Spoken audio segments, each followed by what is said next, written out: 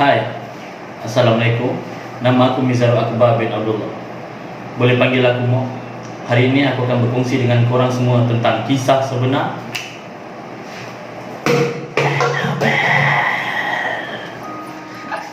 Annabelle adalah sebuah patung Raggedy Ann yang mempunyai pasangan patungnya yang bernama Andy.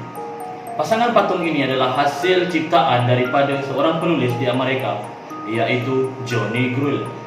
Pada tahun 1970, patung Annabelle telah dibeli oleh seorang wanita di kedai hobby store sempena ulang tahun lahir anaknya. Wait a minute. Ulang tahun lahir. Annabelle adalah sebuah patung Raggedy Ann yang mempunyai pasangan patungnya yang bernama Andy. Pasangan patung ini adalah hasil ciptaan daripada seorang penulis di Amerika, iaitu Johnny Gruelle. Pada tahun 1970, patung Annabelle telah dibeli oleh seorang wanita di kedai hobby store sempena ulang tahun kelahiran anaknya, Donna. Donna merupakan seorang pelajar kejururawatan di sebuah kolej bersama rakan serumahnya, Angie. Pada mulanya, tiada benda pelik yang berlaku sehinggalah Annabelle disedari mula berpindah dari tempatnya sendiri. Tetapi kejadian itu belum dianggap serius kerana mungkin sekadar khayalan bagi Donna dan Angie. Semakin hari, pergerakan si Annabelle semakin bertambah jauh dari kedudukan asal dalam beberapa minggu. Suatu hari, Donna dan Angie pergi ke kolej dan meninggalkan Annabelle di katil Donna. Bila mereka pulang, mereka mendapati Annabelle berada di sofa.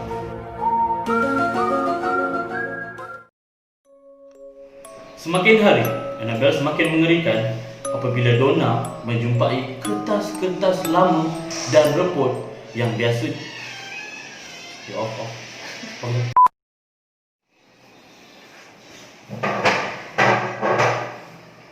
Semakin hari, Annabelle semakin mengerikan apabila Donna menjumpai kertas-kertas lama dan reput yang biasanya dibuat daripada kulit binatang ataupun kulit kayu yang tertulis Help us ataupun Help Lo.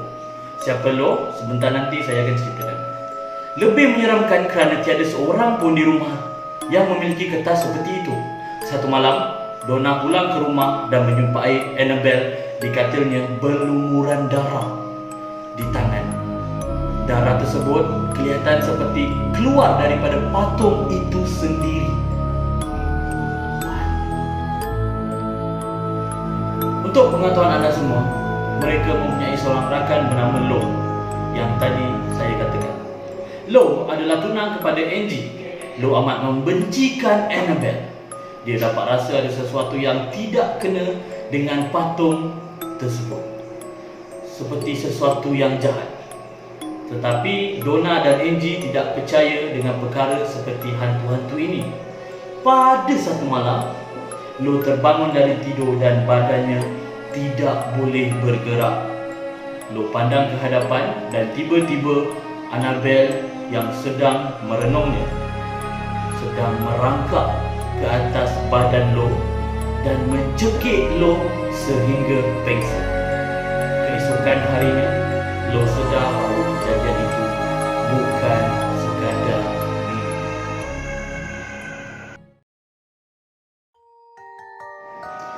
Setelah beberapa kejadian aneh berlaku secara berulang-ulang kali, akhirnya Donna dan Angie bersetuju untuk meminta bantuan penyiasat paranormal, iaitu Ed dan juga Lauren.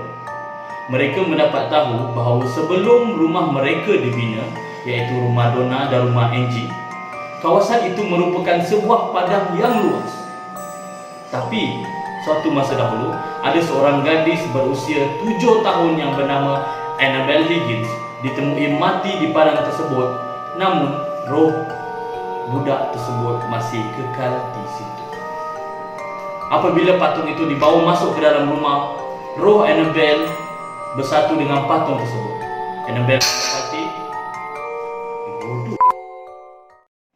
Annabelle mendapati Donna dan Angie boleh dipercayai dan berasa selamat apabila tinggal bersama mereka. Akhirnya, Ed dan Lorraine membuat keputusan untuk membawa Annabelle bersama mereka demi keselamatan Donna dan Angie.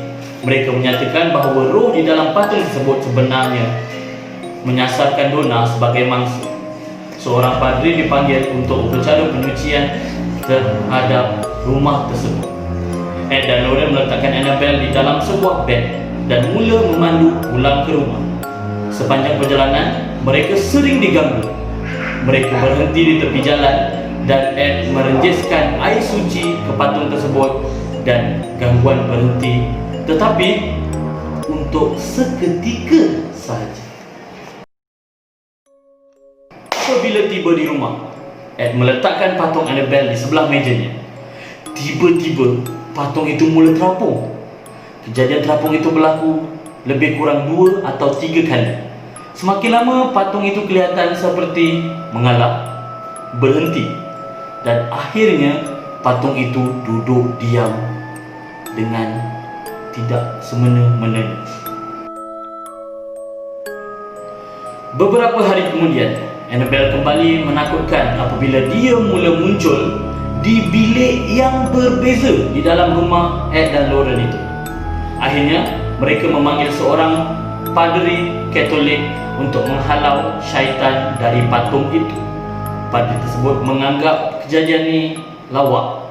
Dia memberitahu Annabelle, "Kau hanya sebuah patung. Kau tidak boleh cederakan sesiapa pun." Nampaknya padri itu telah membuat silap. Sewaktu padri pulang, brek kereta padri itu gagal berfungsi dan menyebabkan dia kemalangan. Namun, padri itu masih selamat. Pengakhiran kisah, Ed dan Lorraine membina sebuah peti berkunci untuk Annabelle. Peti tersebut berada di rumah mereka, iaitu New England School of Demonology, iaitu sebuah sekolah ataupun tempat muzium untuk pemujaan-pemujaan ataupun sihir. Bangunan tersebut telah dijadikan muzium. Patung Annabelle disimpan sehingga hari ini. Peti berkunci tersebut dapat menghalang Annabelle daripada bergerak. Namun, apapun entiti jahat yang berada pada patung itu, percayalah, saya nak anda semua percaya bahawa Annabelle sehingga sekarang akan terus menunggu, terus menunggu sehingga tiba masanya untuk dia bebas.